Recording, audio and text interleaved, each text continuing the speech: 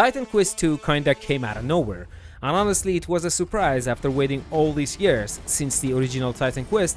A lot of us weren't even sure if a sequel would ever happen.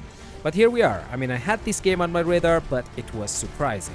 The big question now is, should you buy this game? Is it an underrated ARPG gem or just a nostalgic cash grab? Hey, what's up guys, my name is Dusty, and in this video I'm walking you through everything you'll get in the first hour of Titan Quest 2 Prologue. We'll talk gameplay, combat, story, visuals, everything, so by the end you'll know whether this game worth your time or your money. If you're ready, let's jump right into it. So, like any other ARPG, Titan Quest 2 starts with character creation, but it's a little different from what you might expect.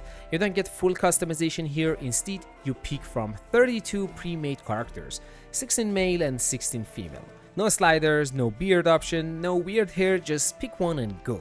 After that, you choose the difficulty. For my first playthrough, I went with the easiest one, just to get through it fast and see what the game actually offers.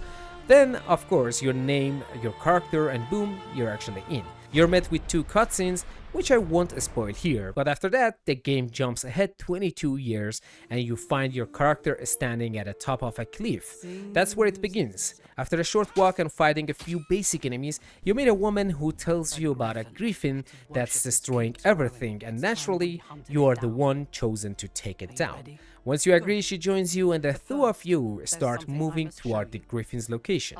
Along the way, you keep killing enemies and eventually you level up. That's when the game introduces the attribute system. It's not like that, like the other games that you get the skill points and you level up your skills straight away. You can see those attributes on a screen here. Don't worry, I will explain them more later, but just know that this is where you start building your character's strength. As you explore, you realize the map is worth clearing fully. You'll find chests, loot, and XP, and XP means leveling faster. Plus, it's just fun to poke around.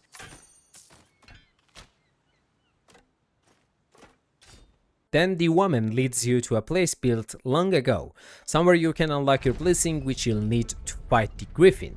Once inside this cave, the pacing change. You fight some enemies, and this is the first moment where I felt like this game's not fast-paced like Diablo or Last Epic. It actually leans more into a slow, deliberate kind of Souls-like feel, especially on harder difficulties. If you're into more methodical combat, this might hit just right.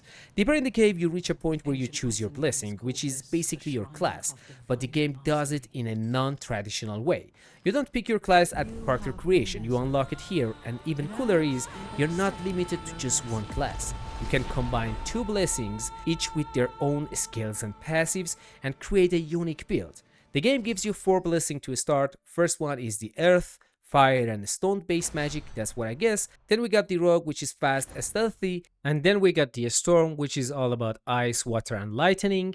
Then we got warfare, classic sword and board melee combat. I went with Earth and honestly it felt really fun. After you choose, you get access to your first skills and passives. I'm not gonna go through every single one of these because there's a lot, but just know you can unlock abilities with skill points as you level up, and yes, you can respec at any time, which is great for experimenting. Once you're ready, the woman tells you now you're prepared to face the griffin. She tells you that she needs to leave you and this is on you. She has to go and do some final preparation, and it's your job to track the griffin down. The shrine's blessing. You can face the griffin without me. I have other preparations to make. I'll meet you on the mountain.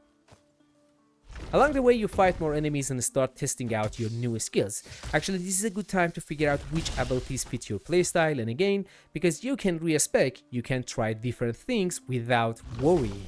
And eventually, you'll discover the teleport spots, super handy for fast travel. Every teleport hub also has a merchant close to it, which is great for selling extra gear and grabbing new items that fit your build. My tip here is don't carry everything, sell what you don't need and keep your inventory as clear as you can. You'll find plenty of loots as you go. After setting up my gear and organizing my inventory, I took a bit of a detour and something really weird happened. I started hearing voices coming from a corpse, yeah, and turns out it was a talking jar. Well, what are you waiting for? Pick me up. Yes, I'm stuck in this jar. No, you can't open it. But you can take me to the Shrine of Hermes in the cave southwest of here, so that craven cur can fix this. As you can see, the jar literally asks us to take him out of the corpse inventory and carry him somewhere, so obviously I did. That's to start a little side mission where you fight through a wolf den, open some chests and take on more mobs while working your way toward the griffin's lair.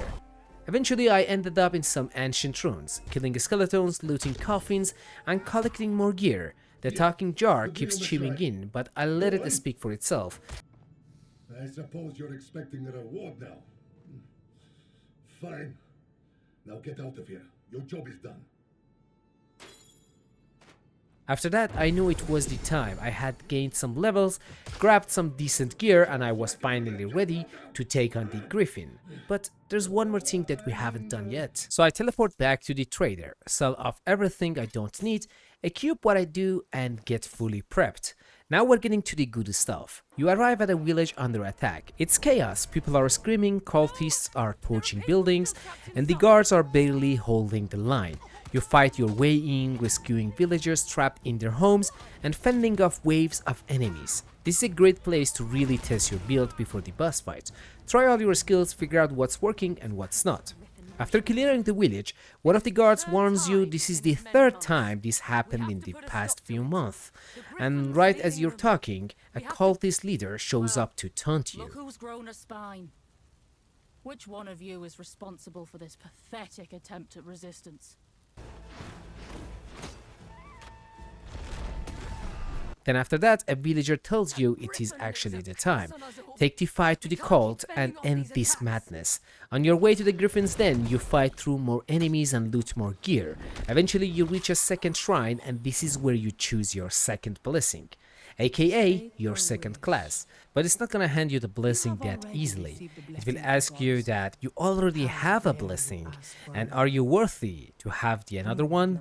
So it will spawn some enemies and you have to fight some enemies and then you're allowed to choose.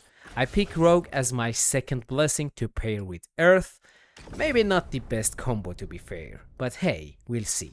After some more loot and experimenting with my new hybrid build, I teleport back again for final preparation. I sold my junks, equipped the best gear, and fine-tune everything before the boss fight. Don't worry, when you get to the den, you'll have one last chance to teleport before climbing the cliff to face the griffin. Once you step into the griffin's lair, she starts talking. The hero of Proti Village. Come to bask in my presence, have you? Be warned, my servants were weak, but I am as terrible as I am beautiful. Then the boss fight begins. I'm only going to show you highlights of the battle so you get a feel for the pacing and combat. No spoilers here, I will not show you the cutscenes.